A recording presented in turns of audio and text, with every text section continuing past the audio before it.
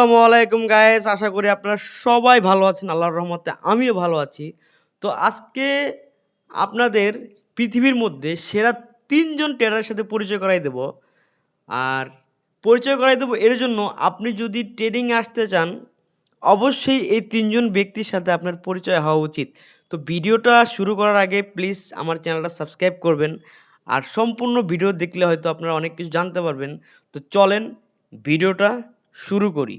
আমি ১ম এ যে ব্যক্তিটার কথা বলবো, সেই ব্যক্তিটা আমার আসলে বিশেষ করে আমার খুব প্রিয়।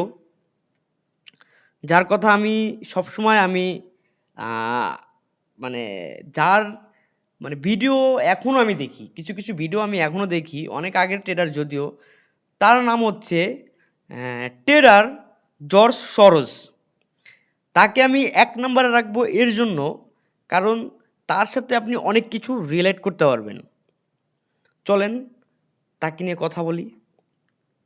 জর্জ সরোজ একজন কিংবদন্তি হেজ ফান্ড ম্যানেজার এবং ম্যাক্রো ট্রেডার। ম্যাক্রো ট্রেডার বলতে বোঝায় ছোট লট নিয়ে যে ট্রেডিং করে। তিনি অর্থবিদ এবং রাজনীতিবিদ, গতি প্রকৃতি বিশ্লেষণ করে বড় বাজি ধরার জন্য বিখ্যাত। তার জন্ম ১৯৩০ সালে হাঙ্গারিতে। প্রথম জীবনী। দ্বিতীয় বিশ্বযুদ্ধের সময় নাৎসি দখলদারিত্বের হাত থেকে বাঁচার জন্য ১৯৪৭ সালে তিনি লন্ডনে চলে আসেন। তিনি লন্ডন স্কুল অফ ইকোনমিক্স পড়াশোনা করেন এবং দার্শনিক কার্ল পপের দ্বারা গভীরভাবে প্রভাবিত হন। Trading style. তার প্রথম অস্ত্র হলো গ্লোবাল ম্যাক্রো ইকোনমিক্স। তিনি মনে করেন বাজারের দাম শুধু অর্থনৈতিক তথ্যের উপর নির্ভর করে না, বরং বিনিয়োগকারীদের আবেগের উপর নির্ভর করে, যাকে তিনি রিল্যাক্সিভিটি থিওরি বলেন। তার জীবনে বড় সফল হলো ১৯৯২ সালে তিনি ব্রিটিশ পাউন্ডের বিরুদ্ধে বিশাল অঙ্কের শর্ট পজিশনের ট্রেড নেন। একদিনেই প্রায় $1 বিলিয়ন মুনাফা করেন, যা তাকে রাতারাতি বিখ্যাত করে তোলেন এবং এই ঘটনাটি ইতিহাসের ব্ল্যাক ওয়েস্টেন্ডেসদের নামে পরিচিত। বর্তমান অবস্থা। তিনি বর্তমানে বিশ্বের অন্যতম ধনী ব্যক্তি এবং একজন বড় দানবীর। এর জন্যই আমি তাকে খুব পছন্দ করি। তো ২ নম্বরে যে ট্রেডারের কথা বলবো, তার কথা আপনারা হয়তো অনেকেই অনেক জায়গায় শুনছেন। আমার খুব পছন্দের একজন ট্রেডার জিম।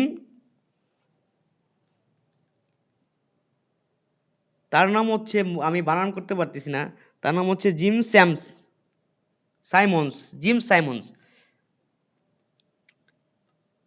সাইমন্স। তাকে দ্য কয়েন কিং বলা হয়। দ্য কয়েন কিং বলা হয়।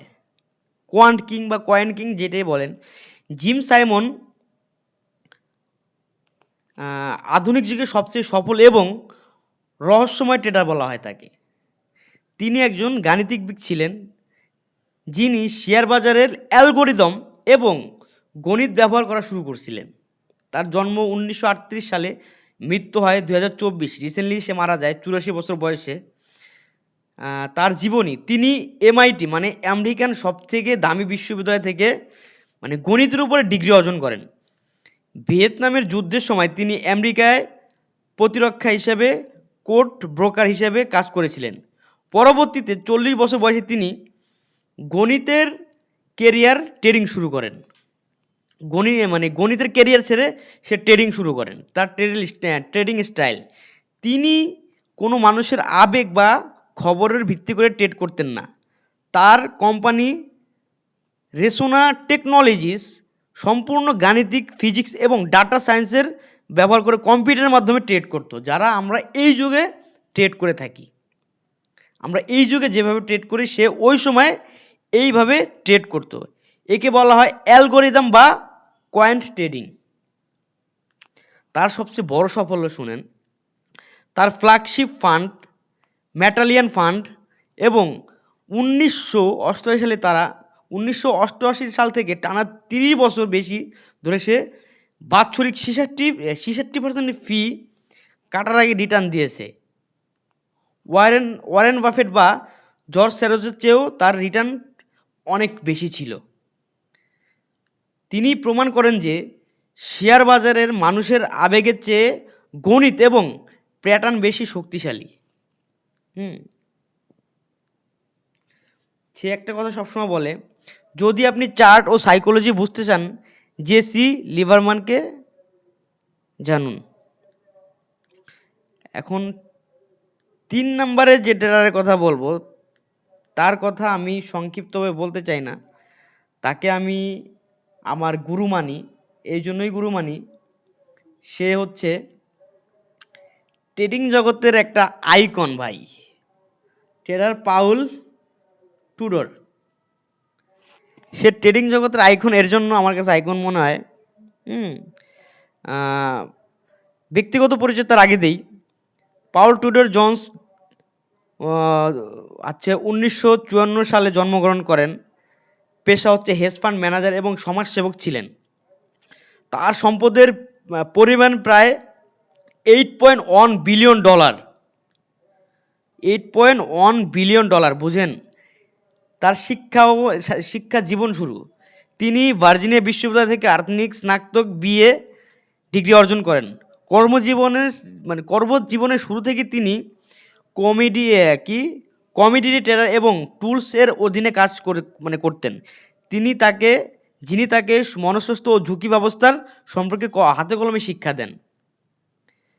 কর্মজীবনে মাইলফলক যদি বলি, টিউটর ইনভেস্টমেন্ট 1980 সালে তিনি নিজের কোম্পানি টিউটর ইনভেস্টমেন্ট কর্পোরেশন প্রতিষ্ঠা করেন এবং 1987 সালে সাফল্য। তিনি 1987 সালে শেয়ার বাজারের মহাধস ব্ল্যাক মানডে নিখুঁতভাবে অনুমান করেছিল, যেখানে সবাই পুঁজি হারাইছিল, সেখানে তিনি 62% মুনাফা করছিল। এর জন্যই ভাই তাকে আমি আইকন মানি। ট্রেডিং দর্শন, রিস্ক ফার্স্ট, লাভের আগে লসের কথা চিন্তা করতে হবে। তার কথাগুলো চিন্তা করছেন, আপনাকে লাভের আগে লসের কথা চিন্তা করতে হবে।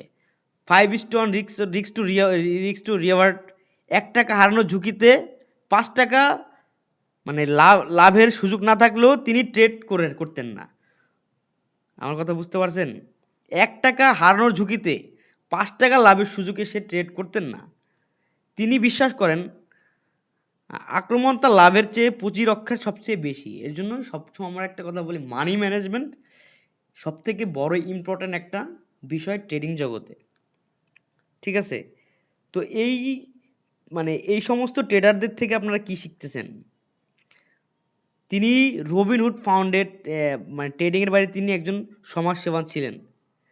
তো ভাই, এরা একসময় ট্রেডার হয়ে জন্মায় নাই। এরাও কিন্তু আপনার মতো আমার মতো একজন মানুষ, কিন্তু বুদ্ধি মাত্রা দিয়ে অনেক কিছু আমাদের শিখাইছে, অনেক কিছু। আপনারা যদি ওনাদের ব্যাপারে জানতে চান, গুগলে বা ChatGPT আরও সুন্দর করে ওনাদের ব্যাপারে জানতে পারবেন।